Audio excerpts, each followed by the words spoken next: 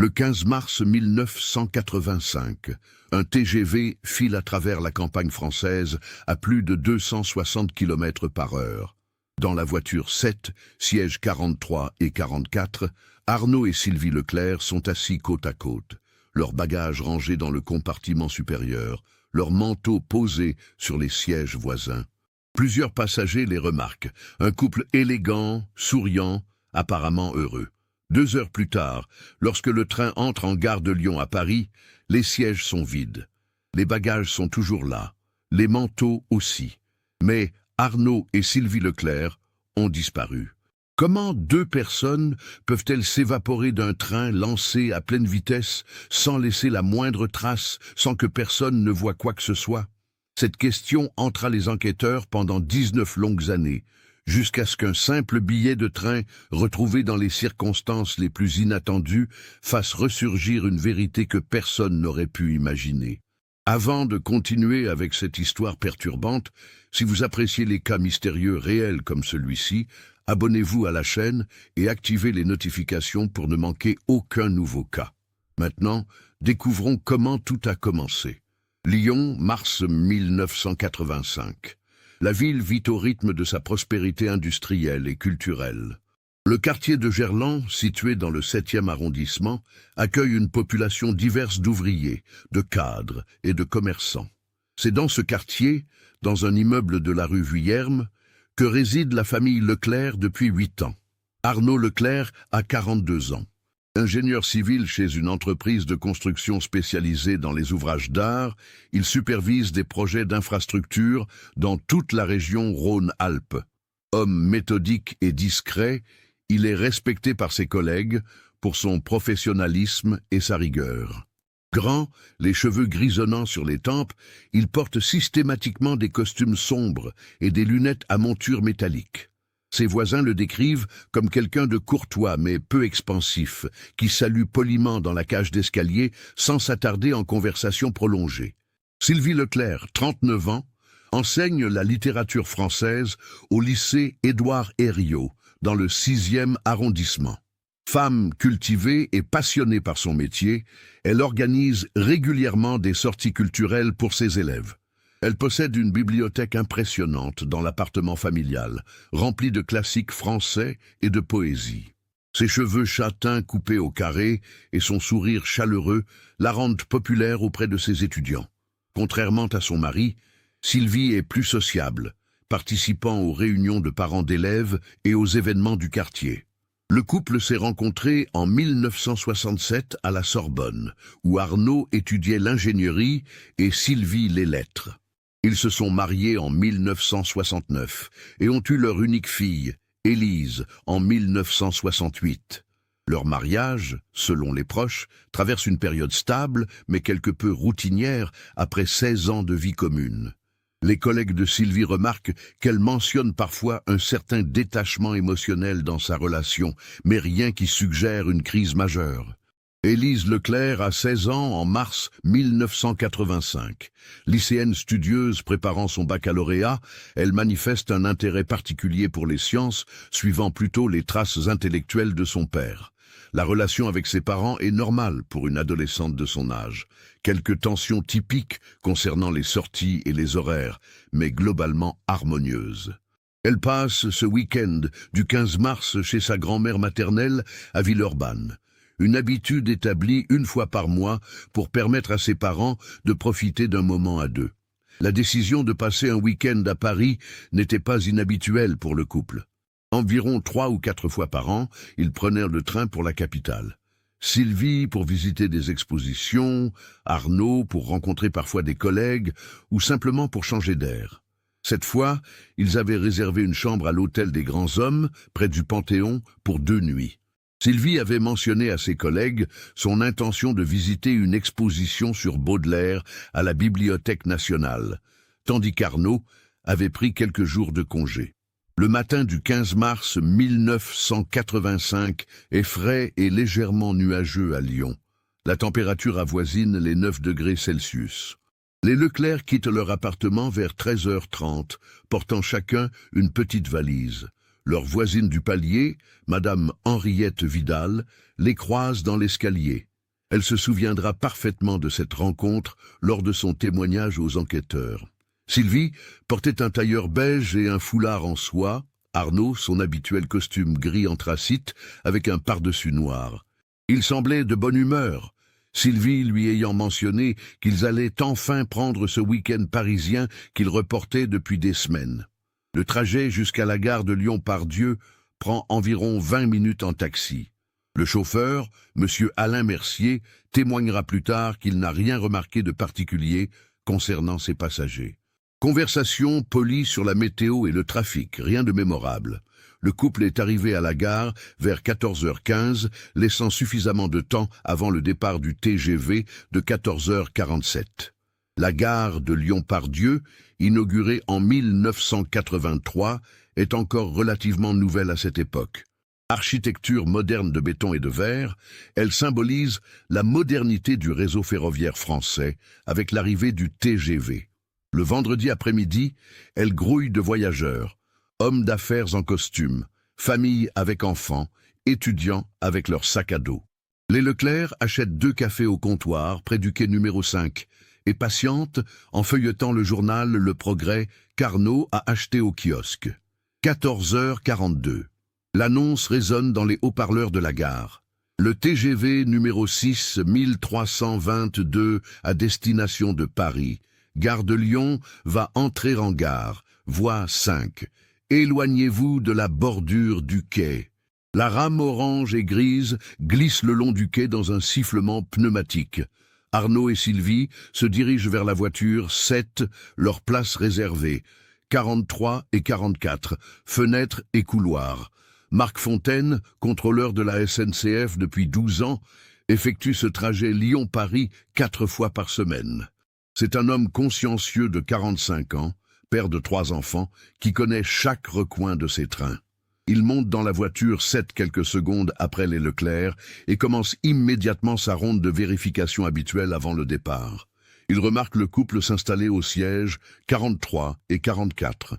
Arnaud place leurs 2 valises dans le compartiment supérieur, une noire pour lui, une bordeaux pour Sylvie. Ils gardent leurs manteaux sur les sièges voisins restés libres, numéros 45 et 46. À 14h47 précise, le TGV s'ébranle. Le trajet jusqu'à Paris dure normalement 2 heures. Vitesse de croisière. 270 km/h sur certaines portions. 5 arrêts sont prévus. Mâcon-Locher, Le Creusot, Montchanin, Montbard et enfin Paris-Gare de Lyon. Marc Fontaine passe contrôler les billets 10 minutes après le départ, vers 15h. Il se souviendra parfaitement de cet échange. Arnaud lui tend 2 billets de première classe. Sylvie lit un livre. Les Fleurs du Mal de Baudelaire, une édition de poche cornée. Arnaud regarde par la fenêtre, les champs bourguignons défilant à toute allure. Tout est absolument normal. Marc compose les billets, échange quelques mots polis sur la ponctualité du train, puis continue sa ronde. Il est 15h03. Claudine Royer, assistante administrative de 52 ans, occupe le siège 41, juste devant les Leclerc. Elle voyage régulièrement pour rendre visite à sa fille installée à Paris.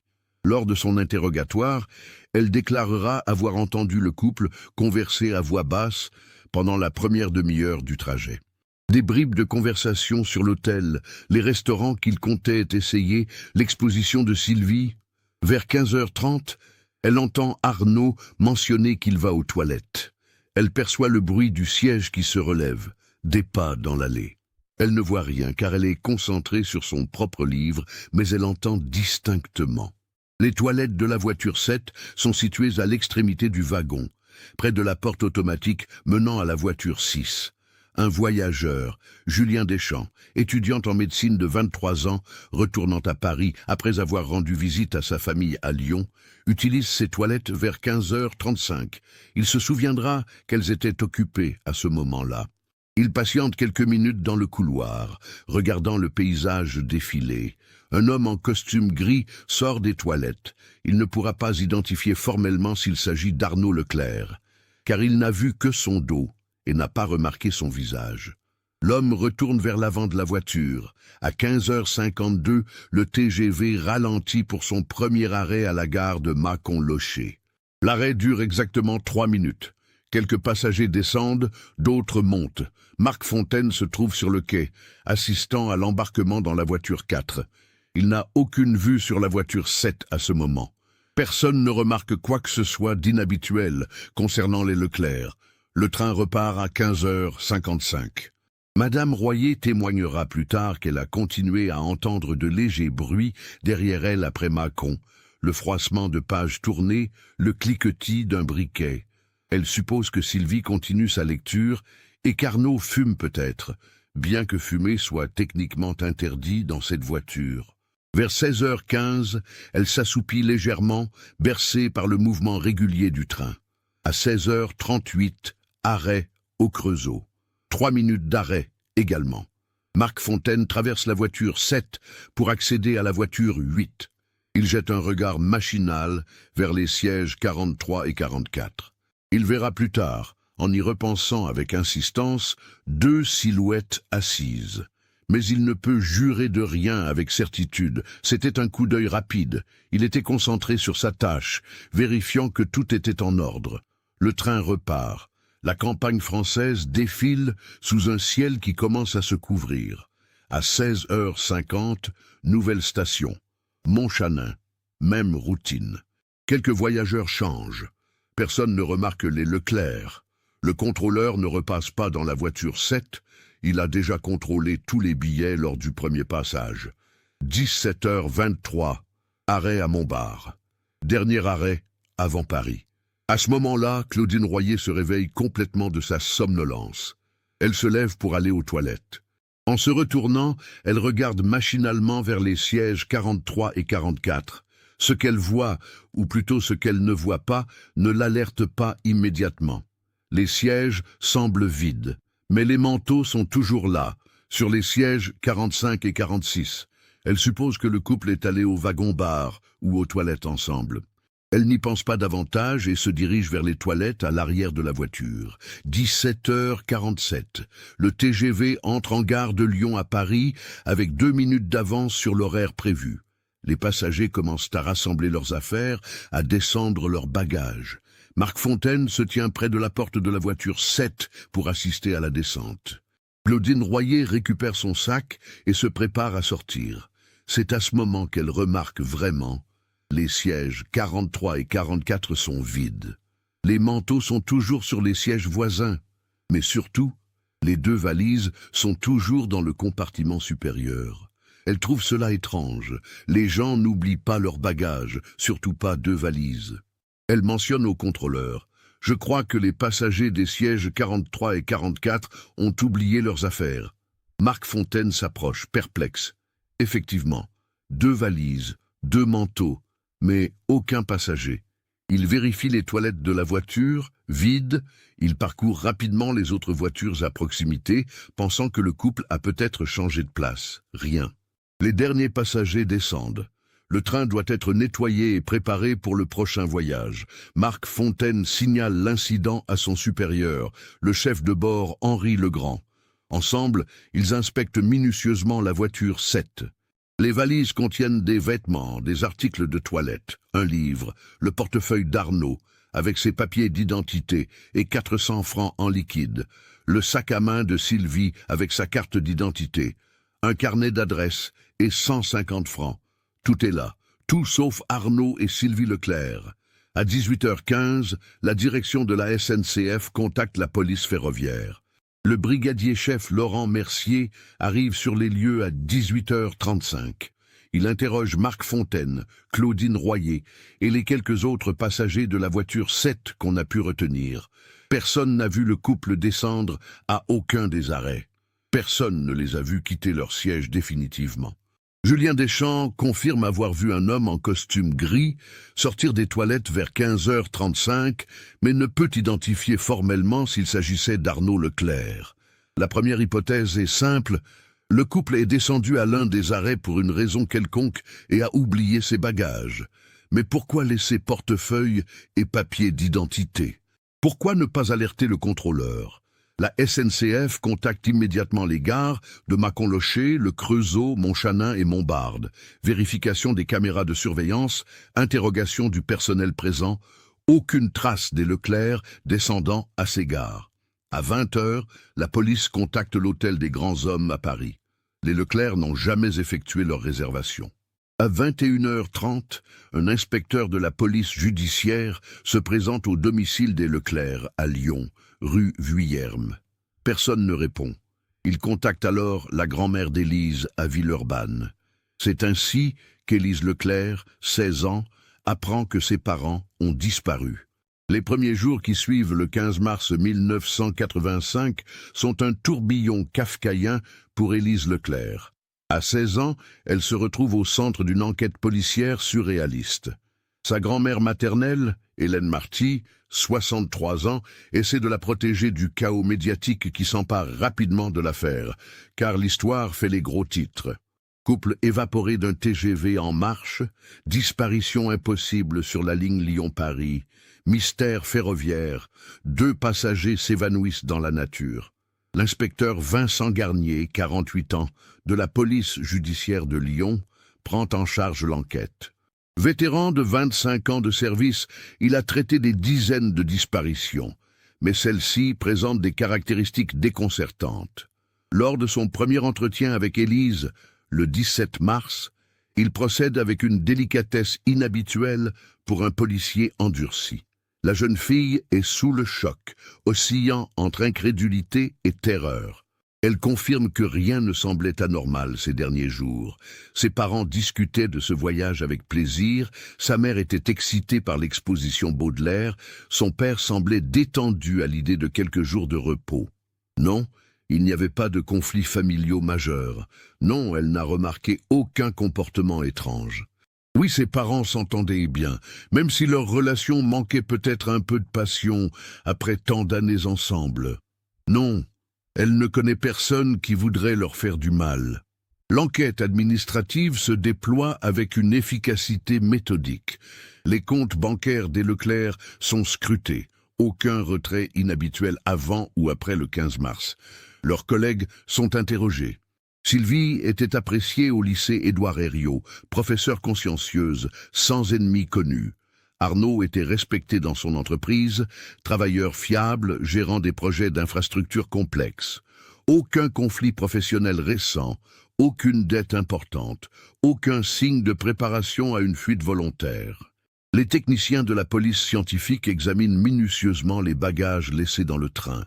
Les vêtements emballés correspondent exactement à ce qu'on attendrait pour un week-end parisien en mars.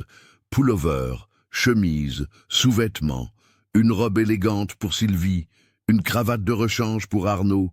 Le livre dans la valise de Sylvie, un recueil de poésie de Verlaine, contient un signet à la page 53. Son exemplaire des Fleurs du Mal, retrouvé sur le siège du train, présente des annotations au crayon dans les marges, des notes qu'elle prenait probablement pour ses cours. Le train lui-même fait l'objet d'une inspection exhaustive. Chaque centimètre de la voiture 7 est passé au peigne fin. Les toilettes sont démontées, les conduits d'aération vérifiés.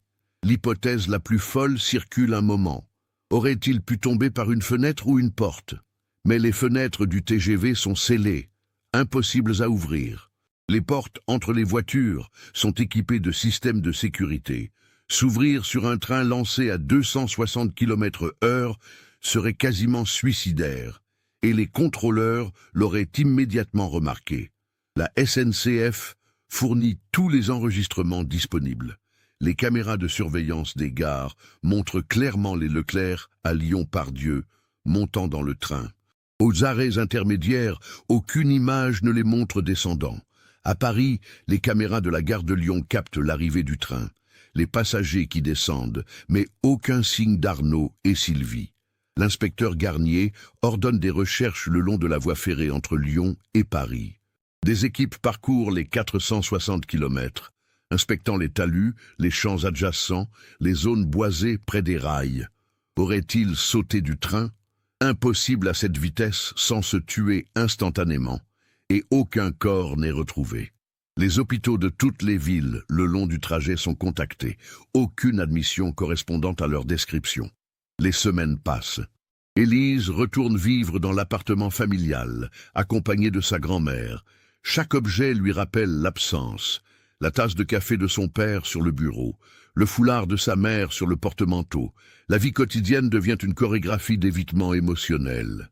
Elle continue ses cours, prépare son baccalauréat comme un automate. Ses professeurs, conscients du drame, font preuve d'une patience inhabituelle. Ses camarades ne savent pas comment réagir. Certains l'évitent, gênés, d'autres la bombardent de questions maladroites. Les médias s'emparent de l'affaire avec voracité. Des théories émergent. Enlèvement? Par qui et pourquoi? Arnaud avait-il des secrets professionnels compromettants? Des journalistes évoquent l'espionnage industriel. Son travail sur des infrastructures sensibles aurait pu attirer des intérêts étrangers. Cette piste est explorée et rapidement abandonnée. Rien dans les dossiers d'Arnaud ne justifie une telle hypothèse dramatique. D'autres suggèrent une fugue amoureuse. Le couple aurait-il planifié de disparaître ensemble, de recommencer une nouvelle vie ailleurs? Mais pourquoi laisser leurs papiers d'identité, leur argent, abandonner leur fille sans un mot? L'inspecteur Garnier vérifie méticuleusement: aucun billet d'avion acheté, aucune réservation à l'étranger, aucun mouvement de fonds important dans les semaines précédant le 15 mars. En mai 1985, 2 mois après la disparition, l'enquête commence à stagner. Toutes les pistes ont été explorées, tous les témoins interrogés, les recherches physiques n'ont rien donné. L'inspecteur Garnier établit un rapport détaillé. Disparition inexpliquée de 2 adultes dans des circonstances impossibles. Aucune preuve de crime, aucune trace de fuite volontaire, aucun corps retrouvé. Le dossier reste officiellement ouvert, mais l'activité policière se réduit progressivement. Élise grandit sous le poids de cette énigme. Elle obtient son baccalauréat en juin 1986 avec mention bien. Une réussite d'autant plus remarquable compte tenu des circonstances. Elle s'inscrit à l'université Claude Bernard Lyon, pour étudier la biologie, suivant son intérêt pour les sciences. Sa grand-mère Hélène reste à ses côtés, transformant l'appartement de la rue Vuillerme en un cocon protecteur contre le monde extérieur. Les années s'écoulent dans une routine mélancolique. Élise ne peut pas vraiment faire son deuil. Ses parents ne sont pas morts. Ils ont disparu. Cette distinction sémantique crée une ambiguïté psychologique paralysante. Elle ne peut ni pleurer des morts, ni espérer des retrouvailles. Elle existe dans un entre-deux douloureux, une attente sans fin. En 1989, 4 ans après la disparition, la procédure de déclaration d'absence est engagée. Après 10 ans sans nouvelles, les Leclerc pourront être légalement déclarés absents, permettant la gestion de leurs biens et affaires. Mais Élise refuse de demander leur déclaration de décès. Quelque chose en elle ne peut accepter cette finalité. Elle termine ses études en 1991, obtient un poste de technicienne de laboratoire dans un centre de recherche médicale à Lyon. Son existence est disciplinée, organisée, émotionnellement contrôlée. Elle entretient peu de relations sociales profondes. Comment expliquer son histoire lors d'un premier rendez-vous? Mes parents ont disparu d'un train il y a 6 ans, sonne comme le début d'un mauvais film. Périodiquement, elle reçoit des appels de journalistes, surtout aux anniversaires de la disparition. 10 ans déjà, toujours aucune trace du couple Leclerc. Titre Le Progrès en mars 1995. Ces articles rouvrent chaque fois la blessure mal cicatrisée. Certains proposent de nouvelles théories farfelues. OVNI, portails dimensionnels, complots gouvernementaux. Élise ne lit plus ces articles. L'inspecteur Garnier, entre-temps, a pris sa retraite en 1998. Lors de leur dernière rencontre, il avoue à Élise que cette affaire a hanté toute la fin de sa carrière. En 25 ans de police, je n'ai jamais rien vu de tel. 2 personnes ne s'évaporent pas d'un train. Il y a forcément une explication, mais nous ne l'avons pas trouvée. Et il lui remet une copie complète du dossier d'enquête, des milliers de pages de témoignages, de rapports, de vérifications. Au cas où vous voudriez un jour chercher vous-même. L'appartement de la rue Vuillerme devient un sanctuaire figé dans le temps. Élise ne change rien. Les livres de sa mère restent alignés dans la bibliothèque. Les dossiers professionnels de son père occupent toujours le bureau. Elle vit avec des fantômes, maintenant l'illusion qu'il pourrait revenir à tout moment, pousser la porte, s'excuser du retard. En 2000, 15 ans après la disparition, sa grand-mère Hélène décède d'une insuffisance cardiaque à l'âge de 78 ans. Élise, désormais âgée de 32 ans, se retrouve complètement seule. Plus de famille proche, juste les souvenirs et les questions sans réponse. Elle continue sa vie avec une résignation tranquille, sachant qu'elle ne saura probablement jamais ce qui est arrivé à ses parents ce 15 mars 1985. Ce qui va changer tout cela se trouve enfoui depuis 19 ans dans un mur de briques, attendant qu'une pelleteuse le libère. Mai 2004. La région entre Fontainebleau et Melun, en Seine-et-Marne, à environ 60 km au sud-est de Paris. La ligne TGV Paris-Lyon traverse cette zone depuis son inauguration en 1981. Le long de cette ligne se trouvent plusieurs bâtiments ferroviaires désaffectés, vestiges de l'ancienne infrastructure avant la modernisation du réseau. L'un de ces bâtiments, une petite station de maintenance abandonnée depuis 1987, fait l'objet d'un projet de démolition. La structure, inutilisée depuis 17 ans, s'est progressivement dégradée. Des arbustes poussent entre les fissures du béton, des graffitis couvrent les murs extérieurs, des fenêtres brisées laissent pénétrer la pluie. La SNCF, souhaitant récupérer le terrain pour un projet d'extension, a obtenu les autorisations nécessaires pour raser le bâtiment. L'entreprise Démolition Durand, basée à Melun, obtient le contrat. Jean-Marc Durand, 54 ans, dirige cette entreprise familiale depuis 23 ans. Il arrive sur le site le lundi 9 mai 2004 avec son équipe de 4 ouvriers et une excavatrice. Le bâtiment mesure environ 30 mètres de long sur 15 de large, structure en briques avec une charpente métallique partiellement effondrée. Les travaux commencent méthodiquement. L'équipe vérifie d'abord l'absence d'amiante et d'autres matériaux dangereux, protocole standard. Les analyses préliminaires sont satisfaisantes. Le mercredi 11 mai, l'excavatrice commence à attaquer les murs extérieurs. La brique s'effrite facilement, affaiblie par presque 2 décennies d'abandon et d'infiltration d'eau. C'est Rachid Ben Ali, 29 ans, ouvrier de l'équipe Durand, qui fait la découverte. Il est 13h25. L'excavatrice vient d'ouvrir une brèche dans le mur sud du bâtiment. Rachid s'approche pour dégager manuellement les débris et vérifier qu'aucun câble électrique ou tuyauterie n'est endommagé. En retirant des morceaux de briques, il remarque une cavité inhabituelle entre le mur extérieur et une cloison intérieure. Cette cavité, d'environ 40 cm de profondeur, n'est pas une structure normale. Elle semble avoir été créée intentionnellement, les briques disposées de manière à former un espace vide. Et dans cet espace, partiellement recouvert de poussière et de débris, se trouve un objet rectangulaire en papier cartonné, jauni par le temps. Rachid le saisit délicatement. C'est un billet de train SNCF, ancien modèle des années 80. Le papier est fragile, les bords légèrement déchirés, des taches d'humidité créent des auréoles brunâtres. Mais l'essentiel des informations reste lisible. Rachid déchiffre Lyon-Part-Dieu, Paris-Gare de Lyon. Date 15 mars 1985. Train 6322. Voiture 7, siège 43. Il appelle Jean-Marc Durand. Son patron examine le billet avec curiosité. Un vieux billet de train dans un mur? Étrange, mais pas nécessairement significatif. Les bâtiments abandonnés accumulent souvent des objets bizarres. Cependant, quelque chose intrigue Jean-Marc. Ce billet date de 1985, mais le bâtiment n'a été abandonné qu'en 1987. Comment ce billet s'est-il retrouvé scellé dans un mur? Par précaution professionnelle et par curiosité personnelle, Jean-Marc décide de contacter la gendarmerie locale. Il téléphone à la brigade de Fontainebleau vers 14 heures. L'adjudant Christophe Lemoine prend l'appel. Un vieux billet de train dans un mur démoli. Cela semble anodin, mais l'adjudant Lemoine a 32 ans d'expérience. Il a appris à ne négliger aucun détail inhabituel. Il se rend sur le site de démolition à 15h10. Jean-Marc lui montre le billet, la cavité dans le mur, où il a été trouvé. Christophe Lemoine photographie le billet, prend des notes. Il demande à l'équipe de suspendre temporairement les travaux de démolition de cette section spécifique, le temps de vérification.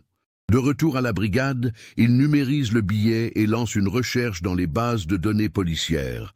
La date, 15 mars 1985, active immédiatement un signal. Le système informatique fait ressortir une correspondance. Enquête ouverte, disparition inexpliquée, même date, même train, même numéro de siège. L'adjudant Lemoine lit le rapport avec une incrédulité croissante. Arnaud et Sylvie Leclerc, disparus d'un TGV Lyon-Paris le 15 mars 1985. Dossier jamais résolu. Et maintenant, le billet d'un des deux passagers resurface 19 ans plus tard dans un mur d'un bâtiment ferroviaire abandonné, situé à mi-chemin entre Lyon et Paris. À 17 heures, Christophe Lemoine contacte la police judiciaire de Lyon. Le dossier Leclerc est transféré numériquement dans l'heure. À 18h30, le commandant Sophie Marchand, 42 ans, hérite officiellement de l'affaire. Elle lit le dossier original avec fascination. L'inspecteur Garnier, maintenant retraité, avait effectué un travail méticuleux. Mais cette nouvelle découverte change tout. Le lendemain, jeudi 12 mai 2004, Sophie Marchand se rend à Fontainebleau avec une équipe de la police scientifique. Le bâtiment abandonné fait l'objet d'une inspection complète. Les techniciens examinent la cavité où le billet a été trouvé. Des échantillons de briques et de mortiers sont prélevés pour analyse. Ils cherchent d'autres objets éventuellement cachés, passent au détecteur de métaux, inspectent chaque recoin accessible. La structure du mur est analysée. La cavité semble avoir été créée intentionnellement, puis rebouchée avec du mortier qui a ensuite été recouvert pour se fondre avec le reste du mur. Le travail n'est pas professionnel. Quelqu'un sans compétences particulières en maçonnerie aurait pu le faire, mais avec suffisamment de soin pour que ce soit indétectable visuellement. Le mortier utilisé est daté approximativement entre 1985 et 1987, cohérente avec la période où le bâtiment était encore utilisé. Sophie Marchand établit les faits. Le bâtiment servait de poste de maintenance pour la ligne TGV jusqu'en 1987. Du personnel SNCF y travaillait régulièrement. Cela signifie que quelqu'un ayant accès à ce lieu entre mars 1985 et 1987 a caché ce billet dans le mur. Pourquoi? Le vendredi 13 mai, Sophie Marchand contacte Élise Leclerc. Désormais âgée de 36 ans, Élise habite toujours l'appartement de la rue Vuillerme. Quand le téléphone sonne à 9 heures du matin, elle reconnaît immédiatement le ton de la voix policière. Elle l'a entendu tant de fois au cours de ses 19 années. Mademoiselle Leclerc, commandant Sophie Marchand, police judiciaire. Nous avons du nouveau concernant vos parents. Le cœur d'Élise s'arrête. Après 19 ans de silence, ces mots résonnent comme un coup de tonnerre. Sophie lui explique la découverte du billet, le lieu, les circonstances. Élise écoute en silence, les larmes coulant lentement sur ses joues. Ce petit rectangle de papier cartonné, témoin muet de ce 15 mars, vient de ressurgir du passé comme un fantôme. Qu'est-ce que cela signifie? Demande Élise d'une voix tremblante. Nous allons le découvrir, répond Sophie Marchand avec une détermination tranquille. Après 19 ans, votre famille mérite des réponses. L'enquête reprend avec une intensité renouvelée. Sophie Marchand constitue une équipe de 4 inspecteurs dédiés exclusivement à l'affaire Leclerc. La première étape consiste à identifier toutes les personnes ayant eu accès au bâtiment de maintenance entre mars 1985 et sa fermeture en 1987. Les archives de la SNCF sont exhumées. 37 employés ont travaillé dans ou ont eu accès régulier à ce poste de maintenance pendant cette période. Techniciens, agents d'entretien, contrôleurs, chefs d'équipe. La liste est établie le 16 mai 2004. Parmi ces 37 noms, 12 personnes sont décédées dans les années suivantes. 25 sont toujours vivantes, dispersées à travers la France, certaines encore en activité à la SNCF, d'autres à la retraite. Les interrogatoires commencent. Chaque ancien employé est contacté, questionné. Se souviennent-ils de quelque chose d'inhabituel en mars 1985? Connaissaient-ils Arnaud ou Sylvie Leclerc? Ont-ils entendu parler de la disparition à l'époque? La plupart se rappellent vaguement de l'affaire, elle avait fait les journaux, mais personne ne peut fournir d'informations significatives. L'inspecteur Lucas Ferreira, 38 ans, membre de l'équipe de Sophie Marchand, se concentre sur un angle spécifique. Les employés qui travaillaient directement sur la ligne Lyon-Paris le 15 mars 1985. Il épluche les plannings de service de cette journée.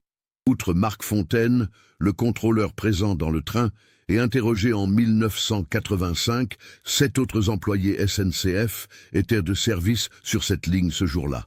Parmi eux, un nom attire l'attention. Olivier Verneuil, technicien de maintenance, 43 ans en 1985, basé justement au poste de Fontainebleau. Son nom figurait déjà dans le dossier original.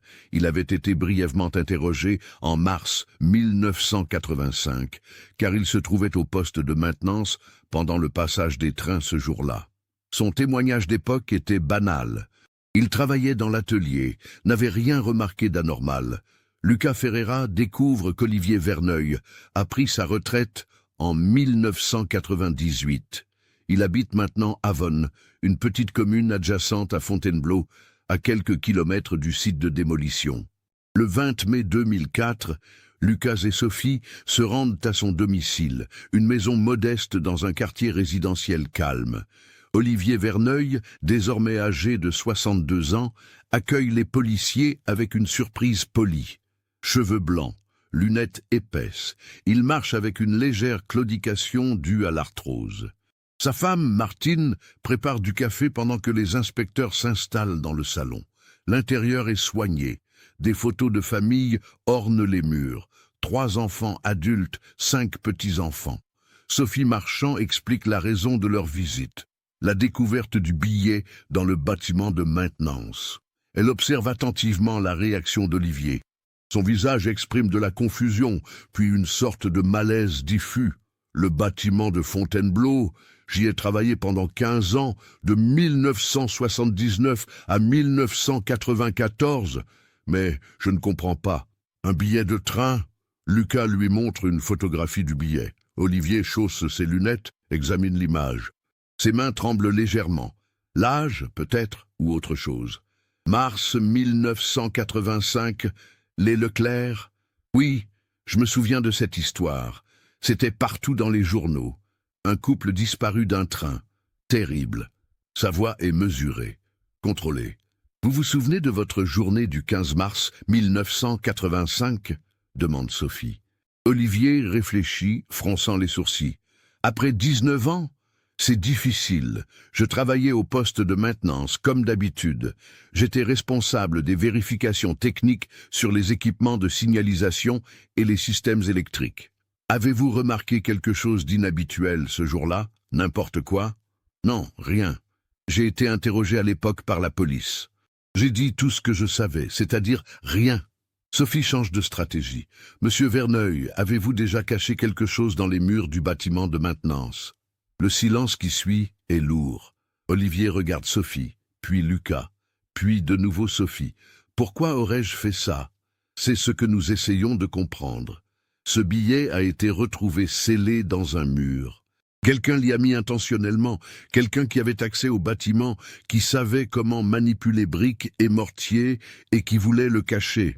Martine Verneuil, depuis la cuisine, entre dans le salon. Olivier, qu'est-ce qu'ils disent? Tu n'as rien fait de mal. Pourquoi ils posent ces questions? Olivier se lève lentement. Je pense que nous devrions peut-être contacter un avocat avant de continuer cette conversation. C'est une réaction légitime, mais qui éveille les soupçons. Sophie et Lucas n'insistent pas. Ils n'ont aucune preuve matérielle reliant Olivier au billet. Ils le remercient pour son temps et partent, mais l'impression reste. Olivier Verneuil cache quelque chose. Dans les jours suivants, l'équipe d'enquête approfondit les vérifications sur Olivier. Ses finances, en 1985 et après, sont examinées. Rien d'anormal.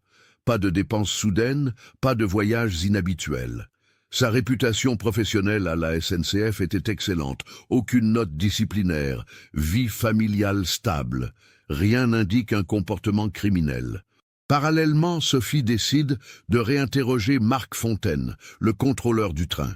Il a maintenant 64 ans, toujours en activité à la SNCF, bien que proche de la retraite. Le 23 mai, Sophie le rencontre dans un café près de la gare de Lyon à Paris. Marc se souvient parfaitement de ce 15 mars 1985. Comment oublier? C'est l'événement le plus étrange de ma carrière. J'ai contrôlé leurs billets, j'ai parlé avec eux. Ils étaient là, et puis, plus rien. Je n'ai jamais compris. Avez-vous remarqué quelqu'un d'autre dans le train ce jour-là? Quelqu'un qui aurait pu suivre les Leclerc? Quelqu'un de suspect? Marc réfléchit longuement. Non, c'était un vendredi après-midi normal. Beaucoup de voyageurs d'affaires, quelques touristes, rien de mémorable à part, eh bien leur disparition. Sophie lui montre la photo d'Olivier Verneuil, datant de 1985. Reconnaissez-vous cet homme? Marc examine longuement. Il me semble, je crois l'avoir vu au poste de maintenance de Fontainebleau plusieurs fois. Nous nous croisions parfois, mais je ne l'ai pas vu dans le train ce jour-là, si c'est votre question. L'enquête semble patiner à nouveau. Le billet est une pièce du puzzle, mais son contexte reste opaque. Pourquoi le cacher? Qui l'a caché? Et surtout, où sont Arnaud et Sylvie Leclerc? Le 28 mai, une nouvelle découverte change la donne. L'équipe de la police scientifique, en analysant le billet lui-même avec des techniques modernes indisponibles en 1985, détecte des traces infimes sur le papier. Des traces biologiques, des cellules épithéliales, probablement transférées par manipulation. L'ADN est extrait et analysé. Le résultat tombe le 2 juin 2004. L'ADN sur le billet correspond à Sylvie Leclerc, confirmé par comparaison avec des échantillons prélevés sur ses effets personnels conservés depuis 1985. Mais il y a un deuxième profil ADN partiel. Un homme, identité inconnue, non présent dans les bases de données criminelles. Sophie prend une décision audacieuse. Elle demande un mandat pour obtenir un échantillon ADN d'Olivier Verneuil. Le juge d'instruction, convaincu par les éléments circonstanciels, accorde le mandat le 4 juin. Le lendemain, des policiers se présentent chez Olivier avec l'ordre du tribunal. Olivier accepte, résigné, l'échantillon est prélevé et envoyé au laboratoire. L'attente commence. 3 jours pour les résultats préliminaires. Durant ces 3 jours, Sophie Marchand révise obsessivement tous les éléments du dossier. Quelque chose lui échappe, une connexion qu'elle ne voit pas encore. Le 8 juin 2004, 17h45, le téléphone de Sophie sonne. Le laboratoire. Commandant Marchand, l'ADN correspond. L'homme qui a manipulé le billet est Olivier Verneuil. Sophie sent l'adrénaline monter. Ils tiennent quelque chose. Mais quoi exactement? Olivier a touché le billet. Cela prouve qu'il l'a eu en main. Probablement qu'il l'a caché dans le mur. Mais cela ne prouve pas qu'il a fait du mal au Leclerc. Il pourrait avoir trouvé le billet et l'avoir caché pour une raison quelconque. Ils ont besoin de plus. Le 9 juin au matin, Sophie et Lucas retournent chez Olivier Verneuil. Cette fois, l'atmosphère est différente. Olivier les attend, il a eu le temps de préparer. Son avocat, maître Philippe Dutour, est présent. Monsieur Verneuil, commence Sophie, votre ADN est sur le billet. Vous l'avez manipulé, vous l'avez caché. Il est temps de nous dire la vérité. Olivier regarde son avocat qui hoche imperceptiblement la tête. Un long silence s'étire. Puis Olivier parle, sa voix brisée par l'émotion contenue pendant 19 ans. Je ne leur ai pas fait de mal. Je jure devant Dieu, je ne leur ai pas fait de mal. Olivier Verneuil s'effondre dans son fauteuil, le poids de presque 2 décennies de secrets s'abattant visiblement sur ses épaules. Martine, sa femme, le regarde avec une expression mêlant incompréhension et terreur. Sophie Marchand et Lucas Ferreira attendent, tendus, sachant qu'ils touchent enfin à la vérité. « Je vais tout vous raconter », dit Olivier d'une voix tremblante. « Mais vous devez comprendre, j'étais paralysé par la peur, je ne savais pas quoi faire, je n'ai jamais voulu que ça arrive. » Sophie sort un enregistreur. Monsieur Verneuil, avec votre accord et celui de votre avocat, je vais enregistrer cette déclaration. Maître Dutour intervient. Mon client coopère volontairement. Il souhaite clarifier les événements. Mais je tiens à préciser qu'il n'admet aucune responsabilité criminelle dans la disparition des époux Leclerc. Notez. Monsieur Verneuil, racontez-nous le 15 mars 1985. Olivier prend une profonde inspiration, ses mains jointes devant lui comme en prière.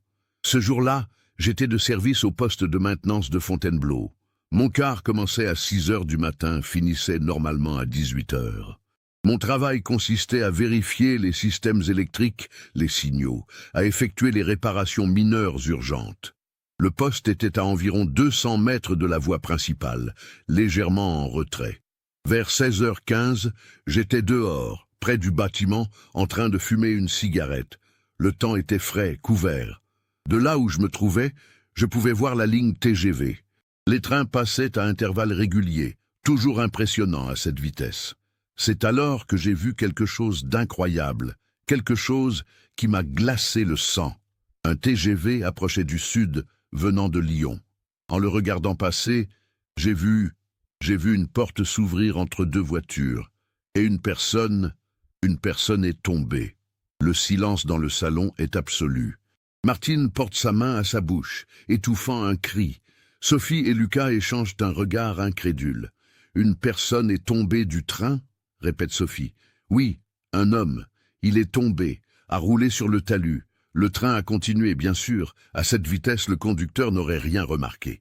J'étais en état de choc. Pendant quelques secondes, je suis resté paralysé. Puis j'ai couru vers l'endroit où il était tombé. Olivier s'arrête, les larmes aux yeux. Martine lui prend la main. Il était mort, évidemment. Tombé d'un TGV lancé à cette vitesse. Son cou était brisé. Il y avait du sang. C'était horrible. J'ai vérifié son pouls, rien. Mort instantané ou presque. Ses yeux étaient ouverts, figés. Je n'avais jamais vu un cadavre avant. J'ai vomi sur place. Ensuite, j'ai essayé de réfléchir. Je devais appeler la police, bien sûr. Mais alors, j'ai commencé à penser aux conséquences. J'étais le seul témoin. Personne d'autre n'avait vu. Comment allais-je expliquer? Un homme tombe d'un train, et moi, par pur hasard, je suis là. Est-ce qu'on me croirait? Est-ce qu'on me soupçonnerait d'avoir quelque chose à voir avec ça? J'ai paniqué. Complètement paniqué. Je sais que c'était stupide, irrationnel, mais j'ai pensé à ma famille, à mon travail, à ma réputation.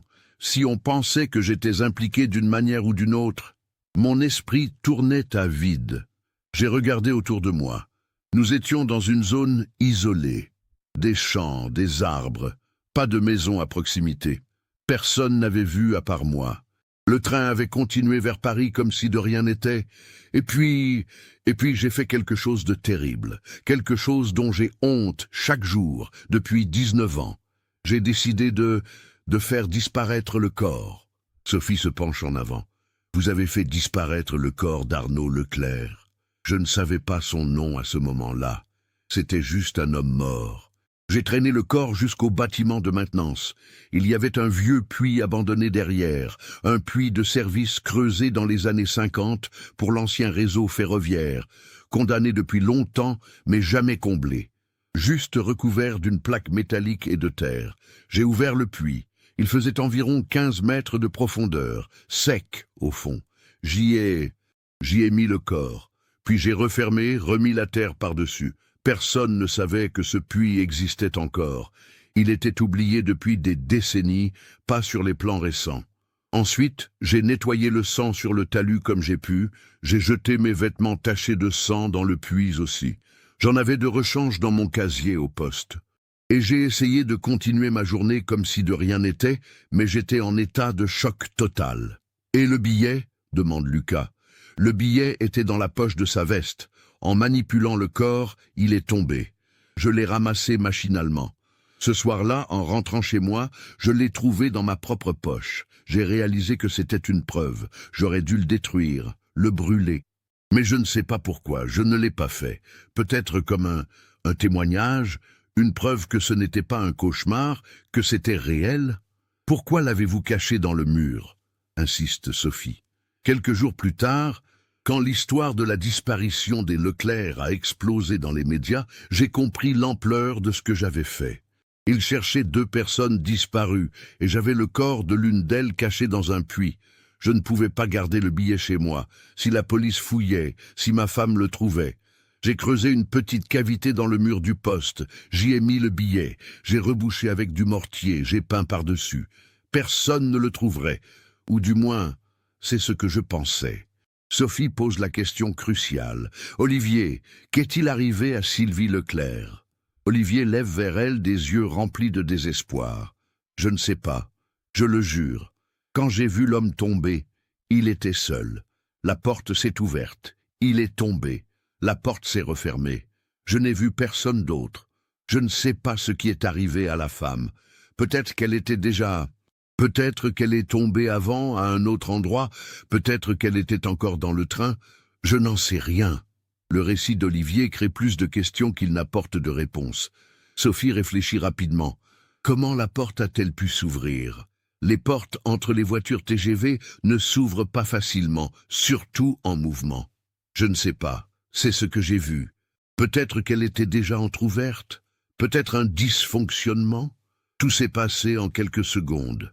Le puits, dit Lucas, il existe toujours ? Je pense que oui. Le bâtiment a été abandonné en 1987.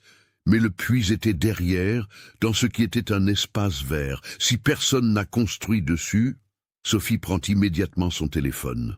En moins d'une heure, une équipe de police scientifique et de techniciens est mobilisée. Le 10 juin 2004, à 9 heures du matin, les recherches commencent sur le terrain derrière l'ancien poste de maintenance de Fontainebleau. Les anciens plans ferroviaires des années 50 sont exhumés des archives SNCF. Effectivement, un puits de service de 15 mètres de profondeur est indiqué, situé à environ 25 mètres derrière le bâtiment principal. Sur le terrain actuel, envahi par la végétation, les équipes utilisent un géoradar pour localiser la structure souterraine. À 11h30, ils identifient l'emplacement. La plaque métallique, corrodée et recouverte de 40 cm de terre et de végétation, est mise au jour. Des précautions extrêmes sont prises, c'est une scène de crime potentiel, vieille de 19 ans. À 13h15, la plaque est retirée. Une équipe spécialisée descend dans le puits avec des cordes et du matériel d'éclairage. Le fond est sec, comme l'avait décrit Olivier. Et là, recroquevillé dans un coin, se trouvent les restes squelettiques d'un corps humain adulte, vêtu de lambeaux de costume gris, des lunettes à monture métallique brisées à côté du crâne. À côté des ossements, des vêtements roulés en boule, probablement ceux qu'Olivier a jetés. L'identification formelle nécessitera des analyses ADN et dentaires, mais l'équipe sait déjà. Ils ont trouvé Arnaud Leclerc. Élise reçoit l'appel de Sophie Marchand le soir même. « Nous avons retrouvé votre père. Je suis désolé, Élise. Il est décédé. » Élise, assise dans le salon de l'appartement de la rue Vuillerme, pleure silencieusement. Après 19 ans d'incertitude, la confirmation est à la fois un soulagement et une douleur déchirante. Et ma mère, nous ne savons pas encore. Mais nous ne nous arrêterons pas tant que nous n'aurons pas découvert la vérité complète. Les analyses médicales légales sur les ossements retrouvés dans le puits confirment l'identité. Arnaud Leclerc, décédé de traumatismes multiples, compatible avec une chute d'un véhicule en mouvement, fracture cervicale, fracture du crâne, côte brisée. La mort a été rapide, probablement instantanée ou survenue dans les minutes suivant la chute. Olivier Verneuil est inculpé de non-assistance à personne en danger, dissimulation de cadavre et entrave à la justice. Son avocat plaide les circonstances exceptionnelles, la panique, l'absence d'intention malveillante initiale. L'affaire fera les tribunaux, mais ce n'est pas le focus principal. La vraie question demeure, qu'est-il arrivé à Sylvie Leclerc ? Sophie Marchand reconstitue méticuleusement les événements du 15 mars 1985. Elle ordonne une inspection technique exhaustive des archives SNCF concernant le train 6322. Les rapports de maintenance, les incidents signalés ce jour-là, tout est examiné. Une note de service, datée du 18 mars 1985, attire son attention.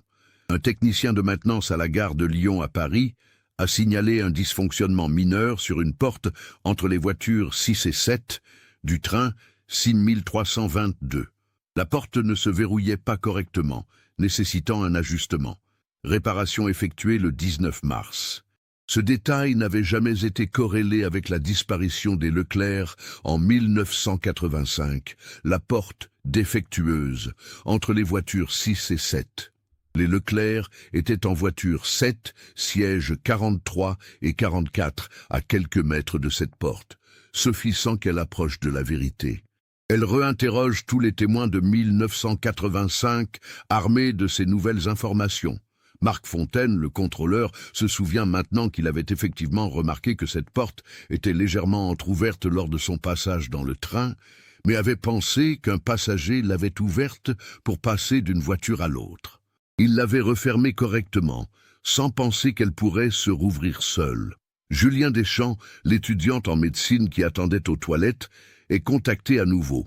En 2004, il est devenu médecin, installé à Bordeaux.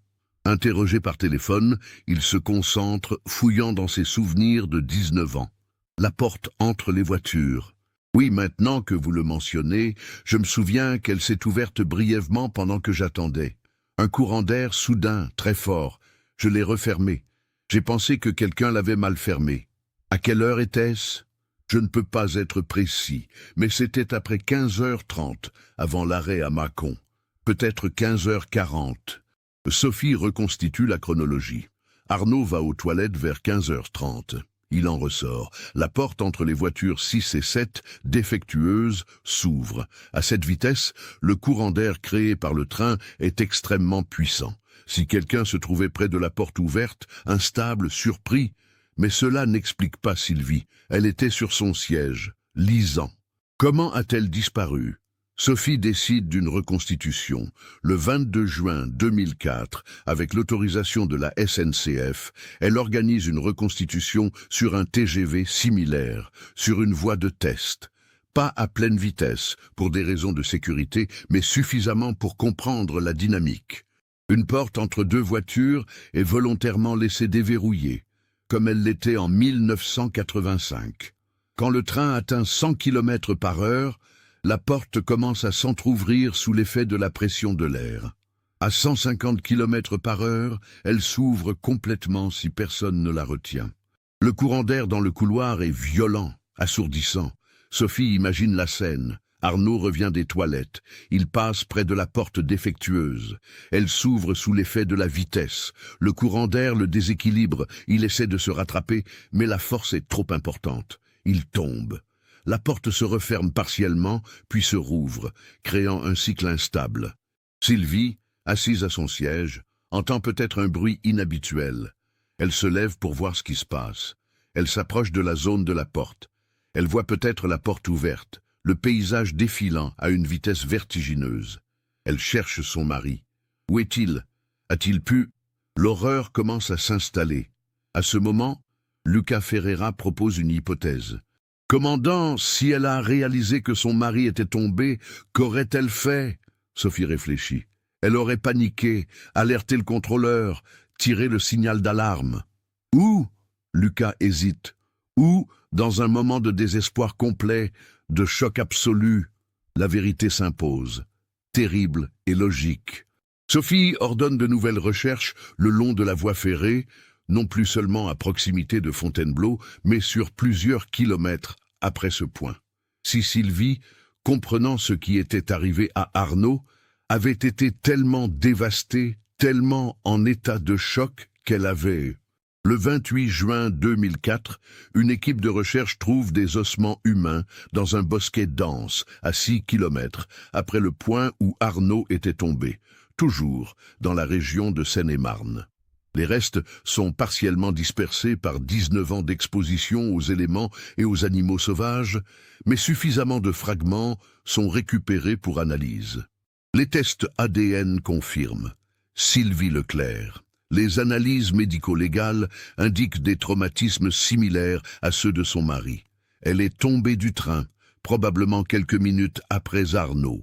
La reconstitution finale s'impose.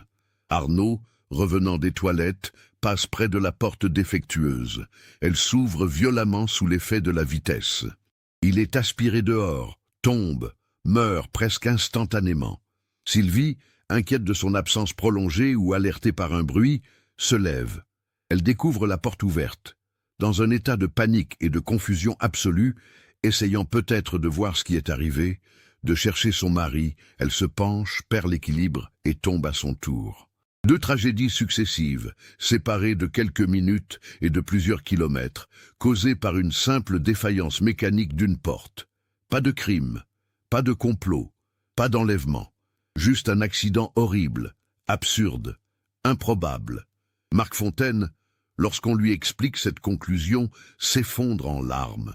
Si j'avais signalé que cette porte était défectueuse, si j'avais été plus vigilant, il serait peut-être encore en vie. Le dossier technique révèle que le système de verrouillage de cette porte avait été installé 3 mois avant mars 1985 et présentait un défaut de fabrication qui n'a été identifié qu'après plusieurs incidents mineurs au cours de l'année 1985. Le fabricant avait finalement rappelé tous les systèmes défectueux en septembre 1985, trop tard pour les Leclerc. Élise Leclerc reçoit les conclusions de l'enquête le 5 juillet 2004. Dans le salon de l'appartement de la rue Vuillerme, Sophie Marchand lui explique tout avec une compassion rare pour un officier de police.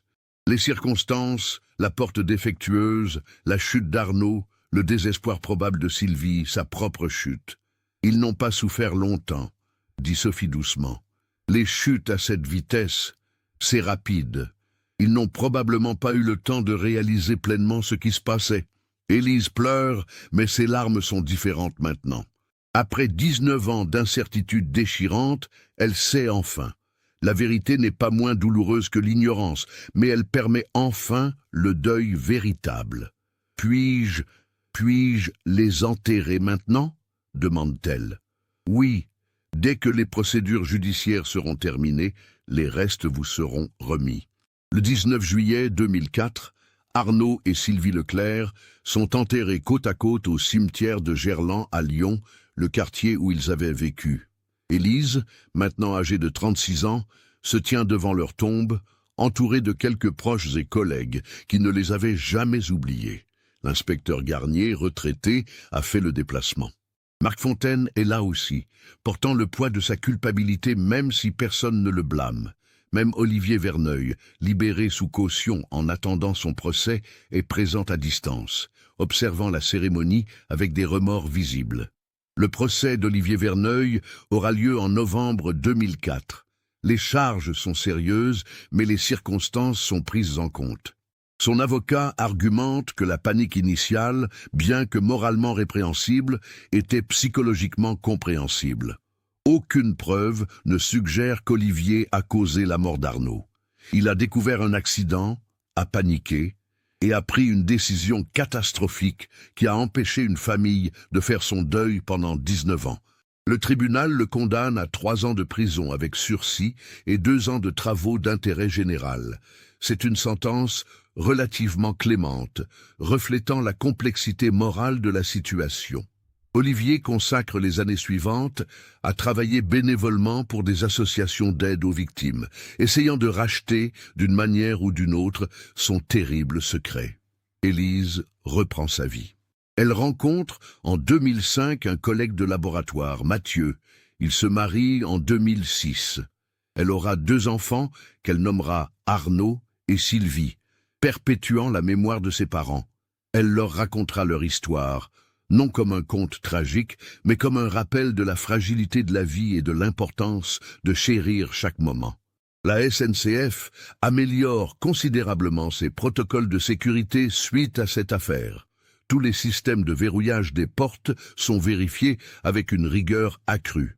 Des capteurs électroniques sont installés pour détecter toute ouverture anormale d'une porte en mouvement, déclenchant automatiquement un arrêt d'urgence. Le billet de train, pièce à conviction ayant permis de résoudre l'affaire, est finalement conservé aux archives de la police judiciaire de Lyon. Petit rectangle de papier cartonné jauni, témoin muet d'une tragédie absurde, il représente comment un détail infime peut, 19 ans plus tard, révéler la vérité. Ce cas nous montre comment la technologie, censée nous protéger, peut devenir notre perte par un simple défaut de fabrication. Il révèle aussi comment la peur et la panique peuvent transformer un témoin innocent en complice involontaire d'une dissimulation horrible. Mais surtout, il démontre que la vérité, aussi longtemps enterrée soit-elle, finit toujours par ressurgir. Qu'en pensez-vous? Avez-vous perçu les indices au fil de cette histoire? Partagez vos réflexions dans les commentaires. Si vous avez été touché par cette enquête approfondie, n'oubliez pas de vous abonner à la chaîne et d'activer les notifications. Laissez un like si cette histoire vous a marqué et partagez-la avec ceux qui apprécient les mystères résolus. Parfois, la réalité dépasse la fiction dans sa cruauté banale.